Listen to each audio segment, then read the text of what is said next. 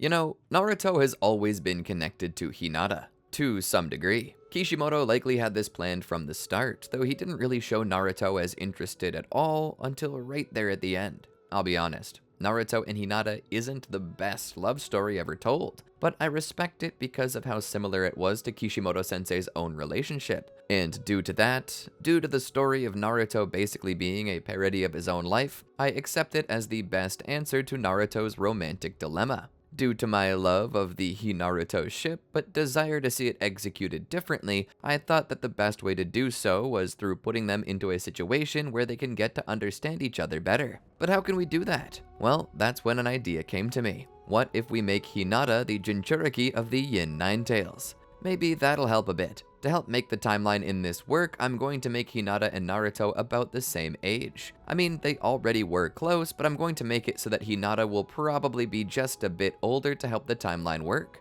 So without further ado, let's get down to brass tacks. But before I forget, let me say welcome to the Amagi. Only about 25% of our viewers are subscribed. Subscriptions are free and easy, a simple click of the button. It's an easy thing for you, but truly means the world to us. Not only will it help us bring you more content, but it'll help you stay up to date with our videos as they release. Win-win, right? Let's get into it. That night, that horrible, horrible night. It was a night that Konoha could never forget. Would never forget.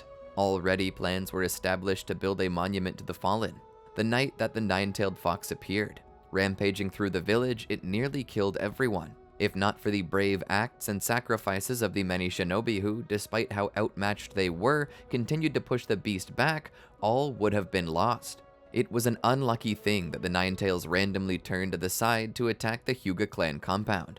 Hiyashi saw it. The Hyuga saw it better than anyone. The Byakugan was their gift. That night it was their curse, because they were forced to look at their demise as it truly was, and were cursed to know that there was nothing that they could do about it. Fortune had not favored Hiyashi Hyuga that night. His home was demolished by the monster, and within, his wife and child. In the blink of an eye, however, it was gone. Where had the Nine-Tails gone?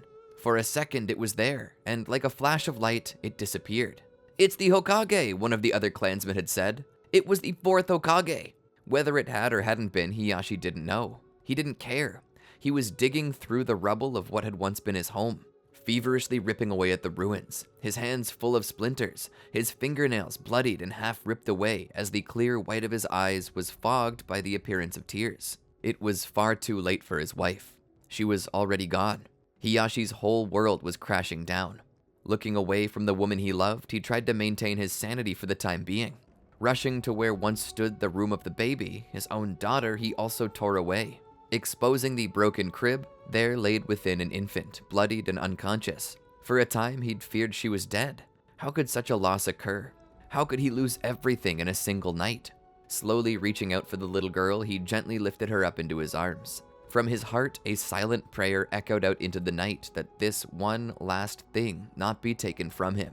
He placed his head to the infant's chest, and within heard the light, gentle thump of a heart trying so desperately not to stop. "She's still alive! She's still alive!" he shouted, his fear and sorrow mixing with joy and excitement in a volatile fashion. Unsure of what to do, he saw an explosion in the distance, his sanity holding on by a loose thread, or perhaps that thread had long since snapped. Whether he was sane or not, he did not know. He didn't care. The only thing on his mind was saving his daughter and saving his village. As if the voice of God came down from heaven guiding him, Hiyashi knew how to take down two birds with one stone. To protect the village, the Nine-Tails would need to be sealed within a Jinchuriki. And whoever became the Jinchuriki would be granted the powers of the Nine-Tails, among which was incredible regeneration. As he looked at his daughter in his hands, her life slowly ebbing away, he knew time was short. There was nothing any doctor could do to save her. The only hope he had was to force that which harmed her to undo the damage it did. And so, regardless of what the others near him said, regardless of their calls for leadership, he leapt away into the night.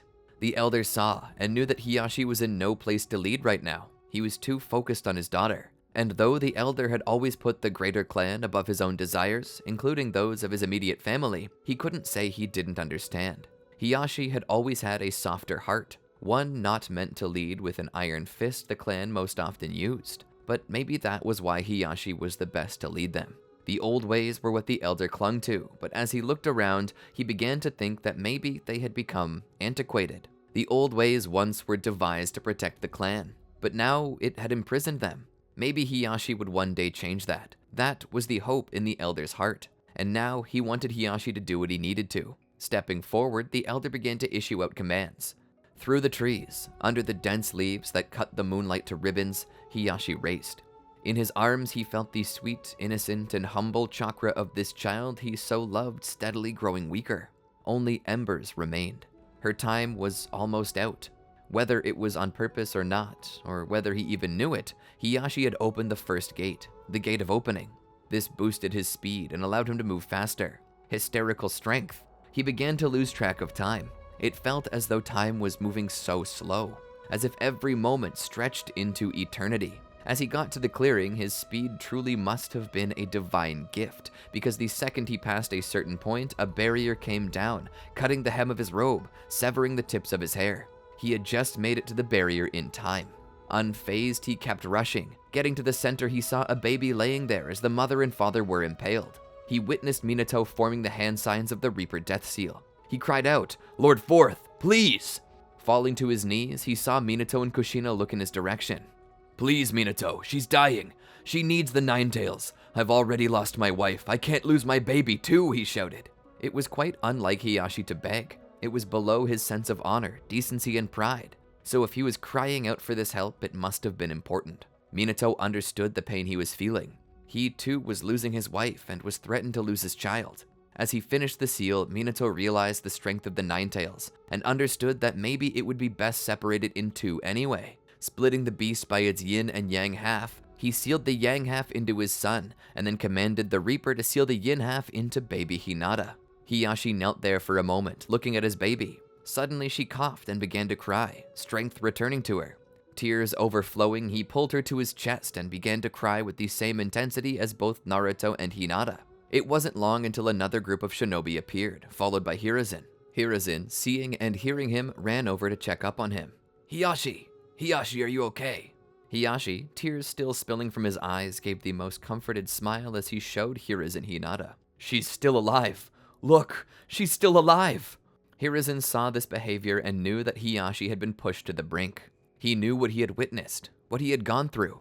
Hiruzen was wondering how far off the deep end Hiyashi truly had gone. He simply hoped that it was temporary. The shinobi that came with Hiruzen began to check. "Lord Third," one of them called. "Lord Fourth and his wife are deceased, but their child is still alive." Hiruzen looked back. "Get that infant to the hospital now." Hiruzen then looked to Hiyashi and then to baby Hinata. "I'm very glad your child is safe, Hiyashi, but we should take her to the hospital, just in case, to make sure that she's completely recovered and comfortable, okay?" Hiyashi nodded. Hiruzen helped him up. Together, the group went to the hospital. Much like all of the others, the bodies of Minato and Kushina were sent to the morgue, where they were left to rest on the pile of others within a body bag. It felt so disrespectful to treat the body of the man who perished to save the village from the Nine-Tails' assault like that, but then again, everyone else in the morgue were also heroes in their own way. It was an unfortunate circumstance based upon the unfortunate events that took place. But as Hiruzen saw their bodies laying there, he could not help but regret this, that he felt was disrespectful to their memory. "At the very least, try to keep Minato and Kushina together," he said. "They lived together, and they died together. It's not our place to separate them." He went up the stairs to see Hiyashi patiently waiting outside the room where both Naruto and Hinata were being kept. Hiruzen approached. "I heard about your wife and your clansmen, Hiyashi. You have my deepest condolences," he said. Hiyashi stood there, looking like he was finally coming back down to earth. His adrenaline high had since depleted, and now his mind was given time to process everything, from what he had lost to what he had saved. And while it was such a bitter pill to swallow, thinking about his wife, being able to look into the room at Hinata as she displayed a vigor within her that she had not displayed once in her life up to that point, he was able to maintain his mind. She was helping him anchor his sanity. "Hiyashi," Hiruzen said again, trying to get his attention.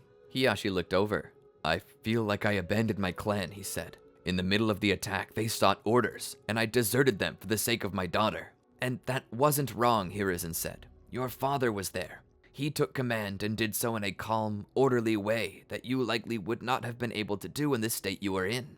Hiruzen looked in at the babies. His gaze then turned to Naruto. What will happen to the child of the fourth Hokage? He will likely be left under state care. He'll be provided a place to live and a monthly allowance for groceries. We'll take care of him until he's able to take care of himself. Hiashi thought for a moment. I think I'll take him. Hiruzen was confused. What? I think I'll adopt him, Hiashi said. Hiruzen, trying to quickly process this, then spoke. You've been through a lot of trauma, Hiashi. I think you need time to rest. It's a big decision to take on an orphan into your home. That's not a decision you can make when you're so shaken. With all due respect, Lord Third, I disagree. I feel I must take him on. Minato Namikaze sacrificed his life not only for this village, and not only for Naruto, but also for Hinata. If Minato hadn't split the Nine-Tails right there at that last moment, my daughter would be dead. When I couldn't help her, Minato did. She's alive now, and capable of being happy because of him. What kind of man would I be if I refused to do the same thing for him and his child? Even if it kills me, I am going to take care of that baby boy in there. All I ask of you, with all of the respect I can muster, is that if at any time the Hyuga have earned your favor, please grant me this single request. I need to do this. Hiruzen couldn't argue with the logic that Hiashi was presenting. I understand, Lord Hiashi. I will grant your request, but only on one condition. What is that condition? Hiashi asked. Hiruzen offered a slight smile. Allow us to send you the funds required to provide for the child.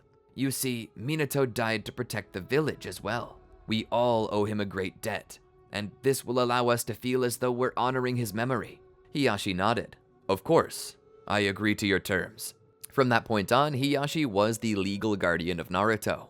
As soon as he had a place to go back at the compound, Hiashi would bring both Hinata and Naruto home with him, where he would raise the two together. Hiashi could not shake the guilt of what he had done to betray his clan, and there were many in the clan who had not forgiven him either. But there was nothing more Hiashi could do about it, other than what he was already doing, of course. Naruto and Hinata grew up beside each other, and as they did, despite gaining the Hyuga name for safety reasons and wearing the same clothes as the other Hyuga clan members, it was apparent to everyone, Naruto included, that he was not the same.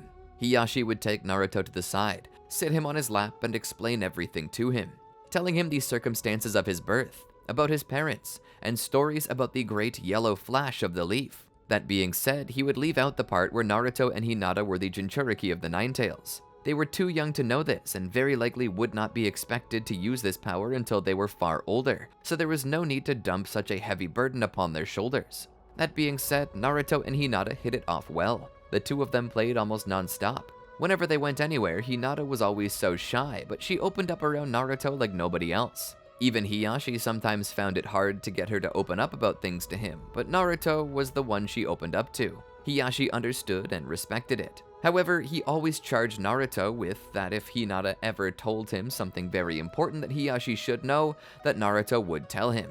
Naruto agreed to it. The more Naruto grew, the more training he received, and the more he began to resemble his father. Hiashi had fought alongside Minato during the Third Great Ninja War. He had seen the things Minato had done, and had laid eyes personally upon the deeds that had presented Minato the opportunity to become Hokage, and he was already seeing the same traits in Naruto.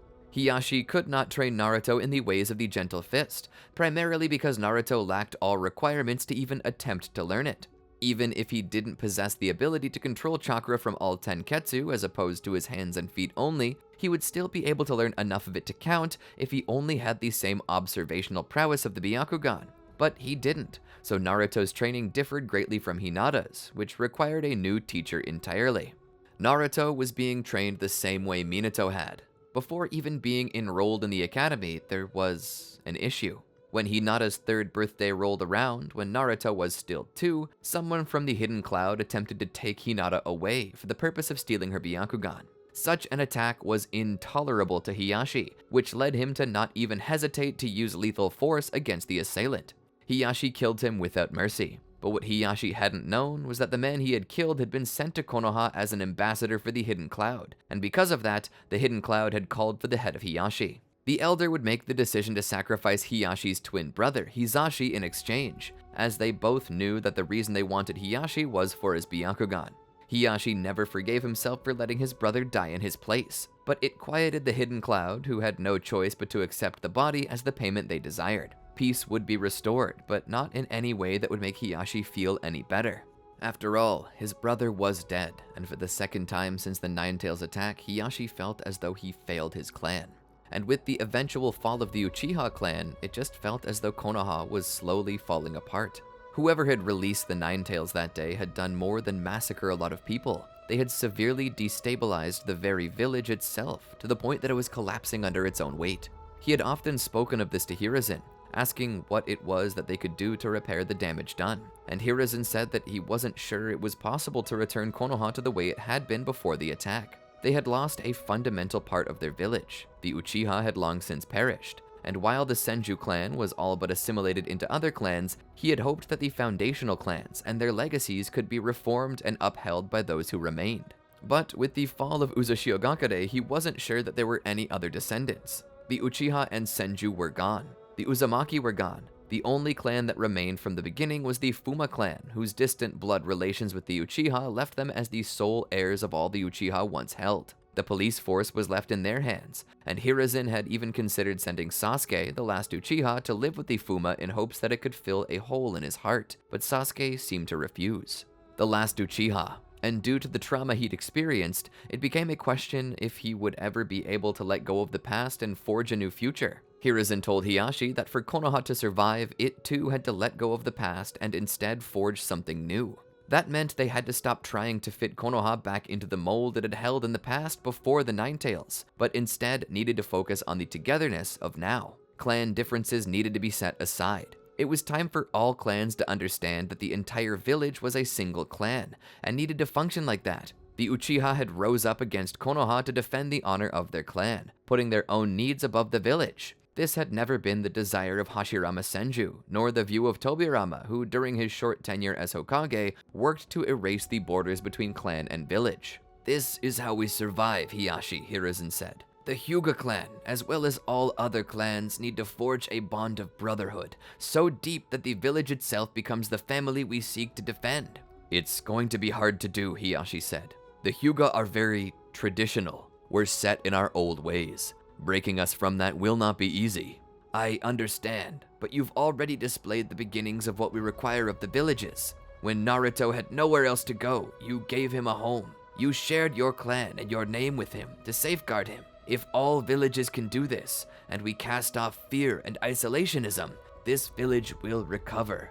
More so, it will soar to new heights that never before had it reached. We'll be far closer to the views that brought Madara and Hashirama together." Naruto and Hinata had begun to attend school during these years. Naruto's potential was very high due to his own genetics. Minato Namikaze possessed a large chakra well, but it was Kushina who surpassed him. Her chakra was so powerful that it outclassed almost everyone in the village. That was the gift of the Uzumaki, and somehow Naruto appeared to possess more chakra than even she. The differences between Minato's clan and Kushina's clan had created a form of hybrid vigor in Naruto that saw him possessing higher than average strength and speed from his mother and high potential from his father. He possessed a high IQ for battle and imagination, even if his actions were clown-like and his grades somewhat subpar.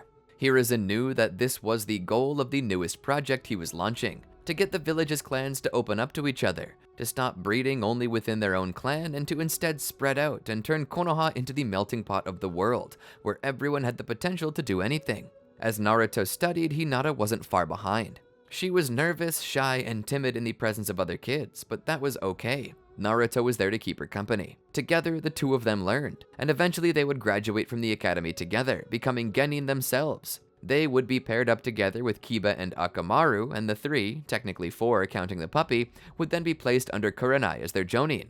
When the three of them encountered Kurenai for the first time, they had no idea what to expect. At least, Naruto didn't, and Hinata herself was quite nervous about it. Kiba didn't seem to care either way, and was just looking forward to starting his shinobi career in earnest. But as soon as Kurenai met them, the opinions of the group had changed. Kurenai's kindness made them believe that everything was going to work out just fine, with Kiba being certain that she would help him excel further than any other jonin he could imagine.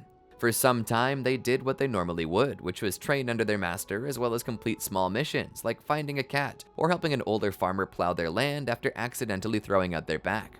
But this felt like a waste to Naruto. He felt he had so much skill and wanted to be able to use it. But the result of his desires, especially when he hopscotched over Kurenai to let Hiruzen know, was a mission of a higher difficulty for them. That mission involved the group being sent to a strange, abandoned settlement that existed beyond Konoha. It was said that this ghost town was once a rest stop between Kusagakure and Konoha, where merchants would stop and peddle some goods. But at some point in time, the village was abandoned, and the people there all disappeared. Now, the few who are brave enough to investigate never seem to return. Hiruzen charges Team 7 with discovering the secrets of this place and learning everything they can about it in hopes that they might solve the mystery of what happened to the village. So they set off. Kurenai is quite upset at Naruto for jumping over her with the Hokage, and is sure to give him an earful on their way. Hinata, however, is nervous. Do you suppose the place is really cursed? She asked. Don't be silly, Hinata. A ghost town is just a ghost town. Just because nobody lives there doesn't mean any spirits have taken up refuge, Kiba said. But how do you explain all the missing people reported there, she asks. Kiba scoffs. From what I heard, those are just rumors. Doesn't mean anything has actually happened there. Pulling into the village, it's as empty and barren as described. I gotta admit, Kiba said, it's got a creepy vibe. Feels like that, what's it called? Naruto said. Kiba looked back. What are you talking about? I can't just know what a what's it called is. Naruto snaps his fingers. Like, one of those liminal spaces where you get trapped for eternity. Kiba just stares at him. Liminal, yeah, but it's nothing like the back rooms. Hinata stands there and just keeps her Byakugan open, looking around. It was like a ruin being reclaimed by nature. Buildings were falling apart, and the remains were slowly being covered up in moss, weeds, and vines. First things first, Kurenai said. We need to set up camp. Kiba, gather some firewood. Naruto, you find us some fresh water to drink. Map says there should be a river near here. Hinata, you stay with me and help me set up the tents.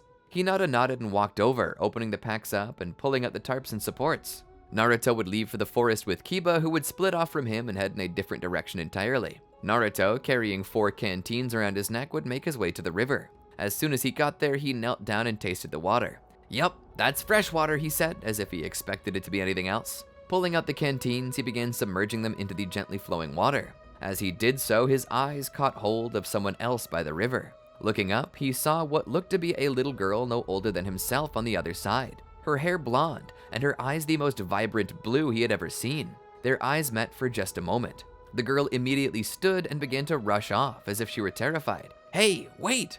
Naruto ran after her through the river. He chased her into the forest. Wait, I just want to talk to you, he shouted. But she kept running. She turned around a rather large tree. Naruto was around the tree in a second, but upon getting to the other side, he saw nobody. Huh? How is that possible? Where did she go? He looked around and then looked up into the upper branches, but there was no trace of the girl. Naruto would return to base camp, where he would bring the canteens full of water to Kurenai and proceed to tell her about everything that had happened. There was this girl, Naruto said. Her hair was blonde, her eyes were blue, and she had the most beautiful eyes I'd ever seen. He said this with a bit of a flushed face and an awkward smile. I chased her into the woods, hoping she could tell us more about the place, but she disappeared. That's quite peculiar, Kurenai said. She looked around and saw that the sun was starting to set. Sadly, I don't think we have enough time to search for her tonight. The sun is almost down, and it's not a good idea to go into the woods after dark. Visibility is too low. Best case scenario is that you get lost and have to wait for the sun to rise. Worst case, a nocturnal predator eats you. I'd prefer neither to happen to my new students, so we'll call it a night and we'll set out tomorrow. Kiba, Akamaru, Naruto, you 3 share one tent. Hinata and I will share the other. We'll have a quick meal and then head to sleep. So after a quick meal and a little time around the campfire, they all headed to bed. As the night wore on, everyone was asleep until something startled Akamaru awake. The little dog began barking in the darkness. This woke up Kiba and Naruto, who looked over confused. Can't you just hit the quiet button on that thing or something? Naruto asked. He's a dog, not a cell phone, Kiba said. He senses something. What do you think it could be? Naruto asked, a bit of color draining from his face. I don't know, but whatever it is, it can't be good. Naruto, grabbing his kunai, stepped out of the tent with Kiba and his ninken. Shining their flashlights around, they saw nothing of note. The wind began to blow, and for a second they could have sworn they heard voices carried upon it. We're getting paranoid, Naruto said. Kiba would nod. It was then that the batteries died in their flashlight. Leave it to Kiba to bring a flashlight with dead batteries, Naruto said. These batteries aren't dead, I just changed them earlier. Fresh pack. Then you need to get your money back. Whoever sold you those things ripped you off. In the darkness, Kiba thought he saw something. A shadow. What was that? Kiba asked. Naruto looked around. I don't see anything. It was there, I tell you. Something's watching us. At about that time, the other tent's door unzipped and Kurenai and Hinata came out. What's with all the shouting? We're supposed to be asleep, Kurenai said. Hinata, use your Byakugan. Are we alone in these woods? Kiba demanded. Hinata awakened her Byakugan and began to observe the area around them. I don't see anyone. Why? See, I told you, Naruto said. I saw something. I'm not joking, Kiba said. Even Akamaru knew something was around. I think paranoia is getting the better of us, Kurenai said. Wait, Hinata said. I see something in the distance. I can't make it out though. Suddenly from the forest shot a multitude of shadows. They began to surround the team, like a vortex of darkness. Within the vortex, they saw pained faces. Help us, the shadows cried from the ether. The team screamed out in terror.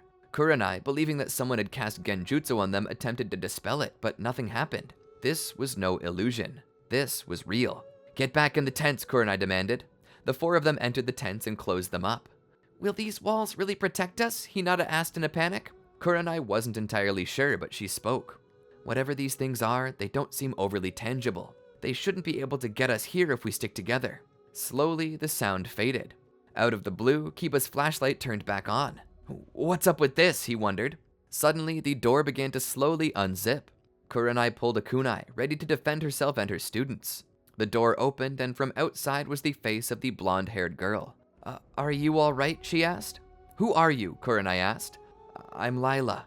I'm sorry if I startled you. I just saw them harassing you and thought you could use some help. Them? Naruto questioned. We have much to discuss, the girl said. They all sat around the campfire, talking with her. What were those things? Kurenai asked. They weren't illusion, but there's no way they could be real.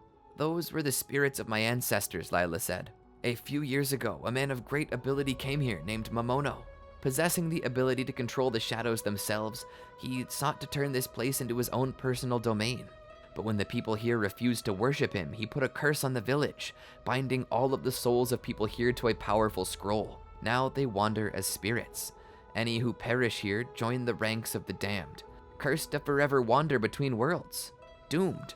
That's so terrifying, Hinata said. What are you doing here then? Kurenai asked Lila. I'm here to find the scroll and set free all those that Momono put a curse on before he left. I was called by the spirit of my great-great-grandmother who said she's in torment. Lila's face grew darker. I just can't leave her here to suffer. I understand, Kurenai said, but it's dangerous to be here. You don't have to tell me twice, Lila said. The thing is that I learned where the scroll is, but I can't open the barrier to get to it. It requires 4 equally powerful warlocks who can use the 5 elements to open the way, but I'm just one girl. I don't know any warlocks, Naruto said, but we're shinobi. Would that do? Lila shrugged. So long as you have the potential to focus the 5 elements, it should suffice. Then where's this scroll, he asked. Lila stood. It's in the village's center. You'll find a dry fountain there. Find the 5 elements on the surface and press them in the order of fire, water, earth, wind, and lightning. Doing so will unlock the secret passageway to the scroll. We can set out tomorrow, Kurenai said. No, you must do it now. You see, my ancestors have been turned to shadow. If you free them when the sun is up, the sunlight will extinguish their souls. They can only pass on to the next world during nighttime. Kurenai looked down and thought about it. I don't know. This seems like something we should talk to Hiruzen about. We can't just leave her family to suffer, Naruto said. If they're in pain right now and we can set them free, then we should do something about it. Naruto stood. Lead us to your village. We'll help you. Lila offered a humble bow of thanks. Kurenai, without any other choice, followed Naruto. As teammate reached the center of the village, they found the dry fountain. Looking around, they began to locate the symbols. What pattern was it again? Kiba asked. Lila spoke. Fire, water, earth, wind, and lightning. As they pressed the symbols with that pattern, causing a secret passage to open up, they entered and found a room filled with books. At the center of the room was a shrine possessing 4 tags. As Naruto, Kurenai, Kiba, and Lila walked through, Hinata decided to look into the books. Lila then came to the shrine. To rip these tags off, you must flow the elemental chakra into them, or they won't even begin to tear. Seems simple enough, Naruto said. The more Hinata read, the paler her face became. Naruto and the others got into position. Come on, Hinata, time's wasting. Don't touch those tags, she shouted. Everyone looked at her with confusion. Hinata looked at Lila. What's this about, she asked. What is it, Hinata? Kurenai asked. The story in this journal is nothing like what Lila said. Lila said that Momono cast a curse on the people here, but that's not what this says. This says that Momono was a shinobi who stole a forbidden jutsu from this village and used it to transform himself into a demon of shadow. It took 4 powerful shinobi to stop his rampage by sealing him away into the scroll that's currently locked inside this shrine. We're not freeing any villagers. If we break that barrier, we're freeing Momono himself. Team 8 was shocked to hear this. Lila? Naruto asked. Did you know about this? The girl was shocked. We would be freeing Momono? Then what about... The girl slowly began to laugh. I guess I'm busted, huh? She held out her hand. Shadow figures approached Hinata and grabbed her, bringing her closer. Other figures drew close to Kurenai, Naruto, Kiba, and Akamaru. They gripped them and held them into place. The girl's voice began to shift to a deeper tone, a more masculine one. I had hoped that you would do this the easy way and join my legion, but it seems that this needs to be done the hard way. We'll never help you now, Momono, Naruto said. No, I'm sure you will, he replied. With a snap of his fingers, the black shadows entered Naruto, Kurenai, Kiba, and Hinata, grabbing them closer to the shrine. All you have to do is rip off the tags. Now, do it. We won't, Naruto said, fighting it. You have no choice. Momono forced Naruto, Kurenai, Kiba, and Hinata to raise their hands. Grabbing the tags, despite how much they were fighting it, the tags were slowly ripped off. Momono cast them back, pinning them against the wall before opening the shrine and pulling out the scroll. This scroll possesses the seal on my true form. Weakened it is with time, but it still holds me back. No more. He burned the scroll in his hands. Suddenly, from within the fountain, Vanta black shadows erupted. Covering the form of the girl who had deceived them, it now took the form of a large demonic entity. Like condensed smoke that ate up all light, black horns, a pointed tail, and ruined wings gave flight to the being that was now revived. It drew closer to them. As it drew closer to Naruto, the beast spoke in a voice like the wind and a growl. I think I'll start with you. He began attempting to suck Naruto's soul out of his body. Hinata cried for the being to stop, but he wouldn't. It was at this time that something snapped within Hinata. The shadow figure that had entered Hinata suddenly found itself within the cage of a massive fox. It was confused. Before it could even attempt to flee, a claw reached out, grabbed it, and pulled it back into the cage with him, devouring it. The Yin Nine-Tails let out a laugh and began to emanate dark chakra. Take my power, child. Use it. Free the one you love. I shall wait patiently for you to open my cage and let me loose. Hinata growled as her eyes developed fox slits across them. Pulling herself from the wall, she launched at the demonic figure, pushing him back. As Hinata tried to attack the creature, Kiba rushed to the journal she'd been reading and picked it up himself. What are you doing? Kurenai asked. This is the journal Hinata was reading. If it said what Momono was, then maybe it can tell us how to beat him too. As he looked through, he remembered what Momono had told them. Along with that, the journal spoke of the forbidden jutsu he used. Light. Light. The weakness is light, he said. Kiba pulled out his flashlight, dumped the newly drained batteries, and replaced them. He stepped forward and turned the light on, shining it right into the face of Momono. The beast yelled and writhed in the light put off from the flashlight. It attempted to attack Kiba, but that's when Kurenai threw a kuna between him and it that possessed a flashbang tag on it. The flash bathed the beast in light. As it was stunned, Kiba moved back as Hinata, still in her initial Jinchuriki cloak, tackled it against the wall. Kiba kept shining light on it. All the while, Kurenai began looking through the pages of the journals scattered about.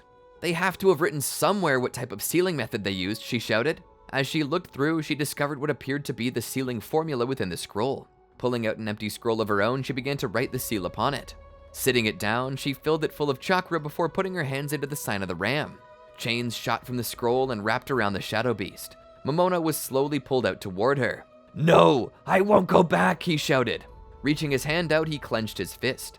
Suddenly, Naruto returned to his feet, coming around and attacking Kurenai. He knocked her away. Naruto then turned around and gripped the scroll. Kurenai tackled Naruto down, but before she could wrestle control of the scroll away from him, he tore it up, causing the chains to break free. Momono laughed at his victory before rocketing out of the fountain and into the sky. He laughed malevolently. I'm free! I'm finally free! He shouted. He was so intoxicated by this freedom that he had yet to notice the sun rising over the horizon. By the time he did so, it was too late. He was bathed in sunlight, and his shadows were eradicated, ending him for good. As his influence was destroyed, Naruto fell back, unconscious again. Kurenai got off of him. With Momono gone, Hinata's eyes had turned to the next threat. She saw Kurenai and charged at her. Kurenai jumped back and tried to put the shrine between herself and Hinata, but she came to realize that Hinata wanted nothing to do with her. Looking around the shrine, she saw that Hinata was currently holding Naruto, her eyes overflowing with fears. She was silent for a moment. Kiba and Akamaru just watched from the distance. Hinata looked at her hand and then back to Naruto. She put her hand upon his chest. Suddenly, Naruto's eyes opened with a gasp. Hinata's eyes widened with joy as a smile came upon her face. Her crimson aura dissipated. "What happened?" Naruto asked. Kurenai came back around with a sigh. "It's quite the story, but I think we've accomplished our mission." Returning to Konoha, they explained to Hiruzen what had happened, drawing a congratulations from him. Naruto would be scolded for his headstrong attitude that almost got everyone killed, but at the same time, he was commended on his desire to help others. Hiruzen was told how Hinata had awakened her Jinchuriki powers in the fight. "Then I suppose it's time she trained them," Hiruzen said. "I'll call in a specialist." Later that day, Kurenai would meet up with Hinata. She would see her sitting by herself, watching Naruto and Kiba wrestle and play, Akamaru joining in on the fun. Grunts, cries, and laughs could be heard. "Horseplay. You always have to warn boys about the dangers of it, but all the same, they never stop," she said. Hinata smiled. "Yes." Kurenai saw the look in Hinata's eyes as she watched. "Let me ask," Kurenai said. "Your love for Naruto, it's stronger than platonic, isn't it?" Hinata's face turned bright red. Kurenai smiled. "You know, when I was your age, I had a crush of my own. He was the most handsome boy in class, or at least he was in my eyes. Suave and cool, strong but also kind. I thought he was the greatest thing since sliced bread, but I never did tell him that. Then one day he went away." "Where did he go?" Hinata asked. "He joined the 12 Guardian Ninja as a protector of the daimyo." "That's sad," Hinata said. "Not as sad as it sounds. He eventually came back, but the point of the matter was he was unhappy and I was unhappy. We both wasted a lot of time when I could have told him right off the bat how I felt." Kurenai put her hand on Hinata's. "I think you need to tell him." "I don't know," Hinata said. "What if he doesn't reciprocate?" "What if he does?" Kurenai asked. "He might reciprocate, but if you don't make the first move, you might never know." Kurenai saw the conflict on her face and knew that she had been where Hinata is now. "It's okay, Hinata. You can do whatever you feel is right. This is simply advice from one girl to another. I wish I had told the one I care about sooner, and I didn't. I simply don't want you making the same mistake or feeling the same regret. But then again, it's not my place. If you ever need advice, you know where to find it." Hinata smiled. "Thank you, Kurenai-sensei. I appreciate it." Kurenai stood and walked off. As Hinata stood there, she felt her heart pounding. "I can't tell him," she said. "I can't tell him. Not yet. I will tell him, but not now." And that's where I plan to end it for today. Don't worry, I got more coming soon. I hope you enjoyed the story. If you did, be sure to tell us in the comments what you thought. I'm always eager to hear from you. And don't forget to like this video. As I said earlier, if you haven't subscribed yet, it would mean the world to us if you did. It's of no cost to you and helps us continue making more content like this. And if you do subscribe, you get the option to ring the bell, which will send you notifications when more videos are uploaded to our channel. Anyway, thanks for watching. If you're still hungry for more, check out these videos on the screen. Until next time, peace. Next time, peace. Next time.